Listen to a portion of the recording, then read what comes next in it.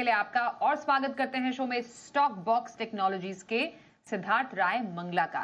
सिद्धार्थ जी, बहुत स्वागत है। Good afternoon. बाजार में आपकी राय लेना चाहेंगे हम। फिलहाल निफ्टी बैंक कहां पर ज्यादा conviction? In fact Nifty bank out perform करता हुआ आज नजर आ रहा है और निफ्टी में थोड़ी रिकवरी जरूर हमने देखी है, तो खरीदारी के मौके किन लेवल्स पर? नमस्कार स्वाति जी, गुड आफ्टरनून। पहले तो थैंक्स फॉर हैविंग मी। देखिए स्वाति जी, अगर हम निफ्टी की बात करें तो फ्राइडे के सेशन के बाद निफ्टी के लिए एक बड़ा स्ट्रक्चरल चेंज हमने होते हुए देखा है। यहाँ पर देखिए, पहले तो लास्ट वीक तक हमने थोड़ी वॉलेटिलिटी जरूर देखी थी, बट कहीं ना कहीं बाजार ये एक्सपेक्ट कर रहा था कि जब तक अच्छे से निफ्टी 25,800 के लेवल को रिस्पेक्ट कर रहा था स्वाति जी, तब तक पूरा बाजार ये एक्सपेक्ट कर रहा था कि हमें एक बाउंस बैक देखने को मिल सकता है। बट फ्राइडे को हमने एक बड़ी एक ब्रेकडाउन आता हुआ देखा। 25,800 से नीचे निफ्टी ने क्लोजिंग दी और आज के सेशन में भी हमने हमने एक ऐसी रिकवरी नहीं देखी जिसमें क्विकली निफ्टी फिर से 25,800 से ऊपर जाकर टिक पाए। इसका मतलब है कि अब यहां से हमें ट्रेंड के साथ डायरेक्शन में ट्रेड लेना चाहिए और ट्रेंड थोड़ा सा नेगेटिव हो चुका है। जब तक एटलीस्ट हम 25,800 से नीचे है स्वाति जी, तब तक हमें व्यू को बुलिश तो बिल्कुल नहीं करना है। सेलिंग की पोजीशंस, बेच बिकवाली के मौके जरूर हम ढूंढ सकते हैं। आज जब हम ऑप्शंस का डेटा देखते हैं तो 25,700 एक बड़े सपोर्ट की तरह आज निकल कर आया है, तो आज एक छोटे से ट्रेड रेंज में जरूर निफ्टी ट्रेड कर सकता है।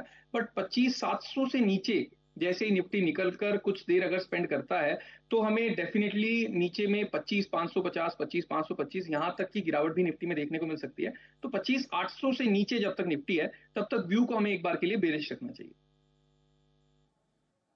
तो निफ्टी पर ये रही राय सिद्धार्थ जी की तरफ से। निफ्टी बैंक पर क्या व्यू बन पा रहा है कि यहाँ पर ज्यादा कन्विक्शन आप रख रहे हैं एज कंपेयर टू निफ्टी? जी बिल्कुल स्वाति जी, ठीक कह रही हैं आप। यहाँ पर बहुत इंटरेस्टिंग चीज है कि दोनों बड़े इंडेक्सेस के अंदर स्ट्रक्चरल बिल्कुल ऑपोजिट सिग्नल्स हमें देखने को मिल रहे हैं। बैंक निफ्टी की तरफ से एक बहुत स्ट्रांग बाउंस बैक नीचे से आज आया है पीएसयू बैंक्स की मजबूती के बैक पर, और 58,000 से ऊपर जिस तरह से बैंक निफ्टी निकला है, मुझे लगता है कि इस पूरे मंथ के लिए हमें एक positionally bullish view bank Nifty के अंदर रखना चाहिए। कहीं ना कहीं हमें 59,000 की तरफ बैंक निफ्टी जाता हुआ दिख जाना चाहिए। एक स्ट्रैटेजी भी मैं सजेस्ट करता हूं पूरे मंथ के लिए। यहाँ पर देखिए, जो नवंबर की एक्सपायरी है उसमें हम बैंक निफ्टी में एक बुल कॉल स्प्रेड बना सकते हैं। यहाँ पर देखिए स्वाति जी, नवंबर की एक्सपायरी में हमें बैंक निफ्टी के 58,300 वाले कॉल ऑप्शन को बाय करना है। अभी 740 रुपए के आसपास में इसका प्राइस चल रहा है और सामने से 58,800 के कॉल ऑप्शन को हम सेल करेंगे। इसका प्राइस 510 रुपए के आसपास में चल रहा है, जिससे कि हमारी कॉस्ट जो है इस स्प्रेड को तैयार करने की सिर्फ 230 से 235 रुपए के आसपास में बनेगी। अब इस पूरे स्प्रेड का स्टॉप लॉस हम रख लेंगे 170 रुपए पर, 170 पर, और हमारे टारगेट्स थोड़े बड़े होंगे, 400 से लेकर 450 रुपए तक के। पहला टारगेट 400 का, सेकंड टारगेट 450 रुपए तक का, क्योंकि इवेंचुअली मुझे लगता है कि इस पूरे मंथ के अंदर हमें बैंक निफ्टी कहीं ना कहीं आउट परफॉर्म करता हुआ दिख जाएगा। तो बैंक निफ्टी आउट परफॉर्म करता हुआ यहाँ पर नजर आ रहा है और एक प्रॉपर स्ट्रैटेजी सिद्धार्थ जी की तरफ से बैंक निफ्टी में आपके लिए निकल कर आ रही है सामने।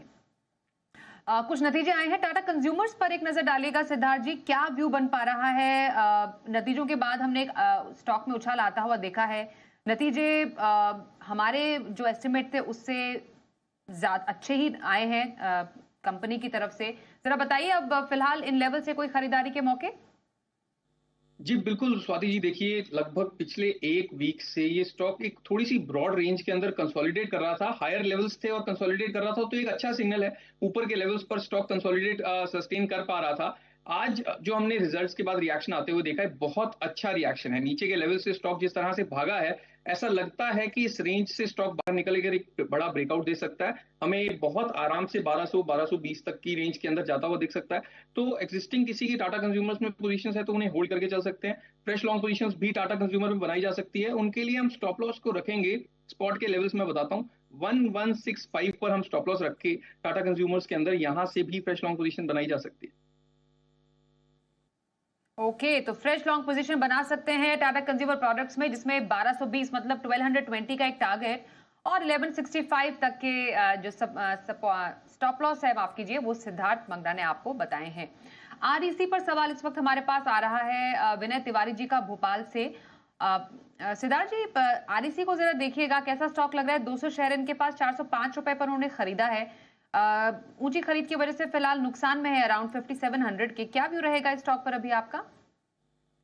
देखिए स्वाति जी, 2-3 सेशंस पहले एक बड़ा ब्रेकआउट हमने इस काउंटर के अंदर आता हुआ देखा था। आरईसी बहुत अच्छे मूव के साथ एक अच्छे मोमेंटम के अंदर आया था, बट पिछले 2 सेशंस में बाजार की कमजोरी में इसने पूरे मोमेंटम को गवा दिया। तो यहाँ पर हमें एक लेवल को नोट कर लेना है। ऊपर में देखिए 380 का एक लेवल है, जो छोटी सी स्टॉक के लिए रेजिस्टेंस है। 380 से ऊपर जब ये स्टॉक निकल जाएगा, फिर इन्हें डेफिनेटली इनके जो लेवल्स हैं, आपने 405 406 के आसपास शायद बताए, वहां तक हमें आराम से आरईसी जाता हुआ दिख जाएगा। एक छोटी सी रेजिस्टेंस है 380, बट स्ट्रक्चर इतना कोई बुरा नहीं दिखाई देता है अभी। तो आपके खरीद के लेवल तक डेफिनेटली जाने के पूरे आसार हैं। 380 पर एक इंपॉर्टेंट लेवल है, एक टारगेट है जो कि आप जरूर वॉच आउट कीजिएगा आरईसी के लिए। आइए एक बहुत एक्सक्लूसिव बातचीत अब हम आपको सुनाने जा रहे हैं। बैंक ऑफ बड़ौदा के सितंबर तिमाही के नतीजे